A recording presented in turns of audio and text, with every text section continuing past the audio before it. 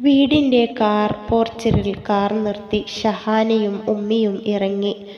വണ്ടിയുടെ ശബ്ദം കേട്ട് അസ്മിയും കൊച്ചാപ്പയും എളീമയും പുറത്തേക്ക് വന്നു. മോളെ വിളിച്ചുകൊണ്ടുവന്നോ? അവിടെ എന്താ ഉണ്ടേയേ?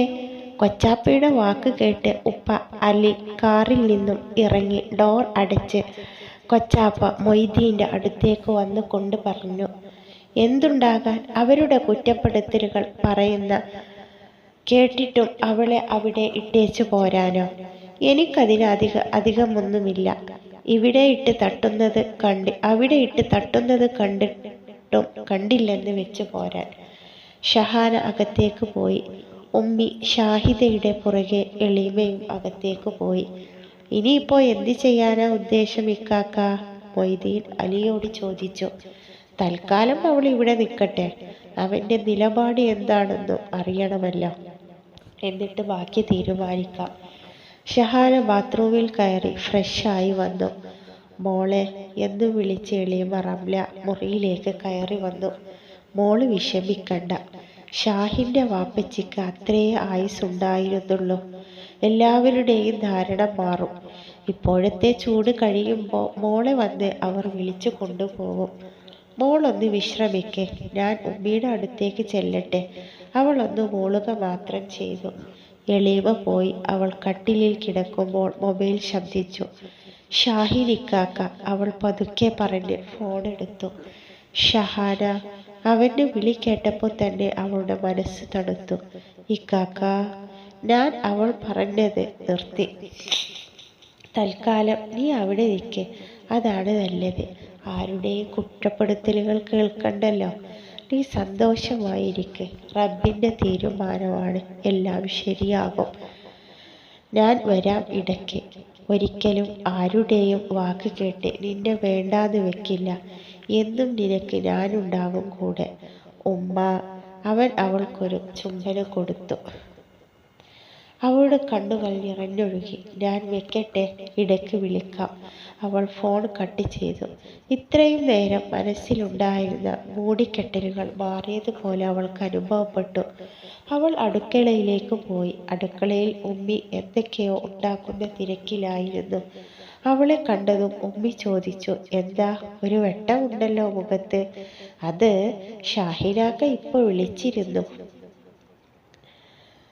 അതെയോ? എനിക്കറിയാമായിരുന്നു അവൻ നിന്നെ വിളിക്കാതിരിക്കില്ലെന്ന്. ആഹാ, ഇത്താത്ത വലിയ സന്തോഷത്തിലാണല്ലോ. ഉമ്മിയുടെയും മോളുടെയും വർത്താനത്തിനിടയിലേക്കാണ് അനുജത്തി അസ്മി കടന്നു വരുന്നത്. പോടി അവിടുന്ന്. ഷഹാന അസ്മിയെ തമാശയ്ക്ക് കൈകൊണ്ട് അടിക്കാനായി ഓങ്ങി. അവൾ വഴുതി മാറി കളിയാക്കി അവിടെ നിന്ന് പോയി. ഷാഹിൻ പുറത്തു പോയി വന്ന് ബൈക്ക് ഫ്രണ്ടിൽ നിർത്തി അകത്തേക്ക് കയറി. അകത്ത് ആരുടെയും അനക്കമൊന്നും കേട്ടില്ല. അവൻ ഉമ്മച്ചിയുടെ മുറിയിലേക്ക് ചെന്നു. ഉമ്മച്ചി ഇരുന്ന് ഖുർആൻ ഓതുകയായിരുന്നു. അടുത്തു പെങ്ങൾ അനീഷയും ഇരുന്ന് ഓതുന്നുണ്ട്.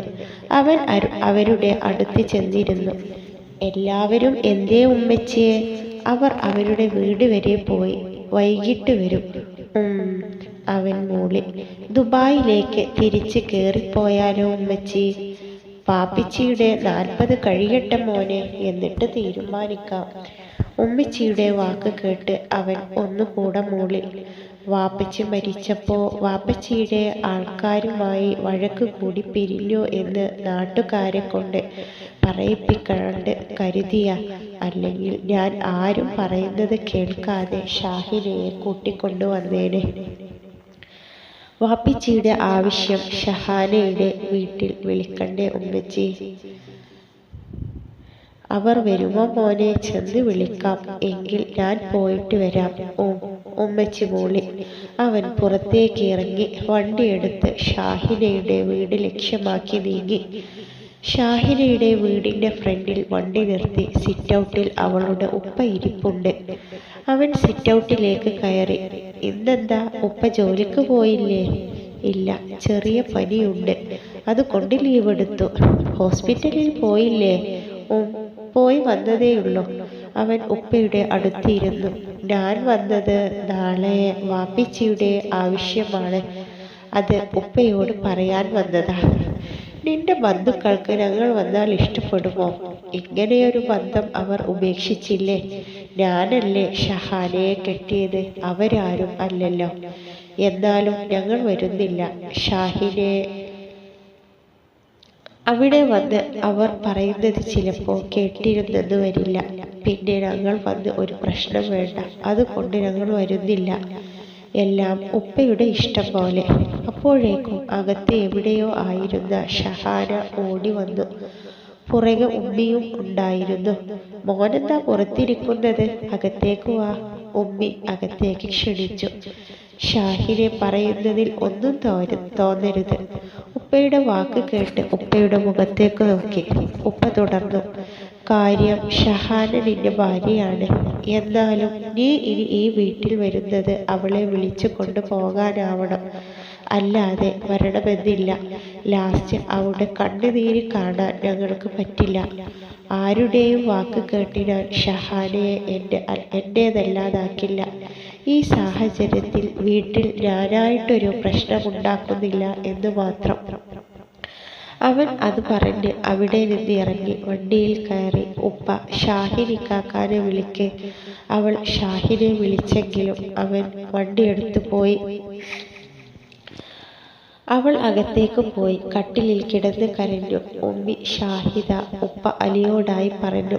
നിങ്ങൾ ഷാഹിനോട് എന്തായി പറഞ്ഞേ? അവൻ നമ്മുടെ മകളെ അംഗീകരിക്കുകയും അവൻ്റെ ഭാര്യയായി ഇരിക്കുന്നിടത്തോളം കാലം അവൻ നമ്മുടെ മരുമകനാണ്.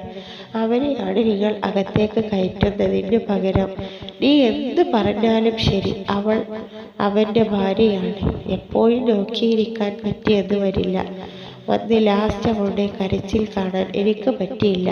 അവൻ വീട്ടുകാരുടെ വാക്ക് കേട്ട് മോളെ ഉപേക്ഷിച്ചാൽ പിന്നെ നമുക്ക് ആലോചിക്കാൻ പറ്റുമോ?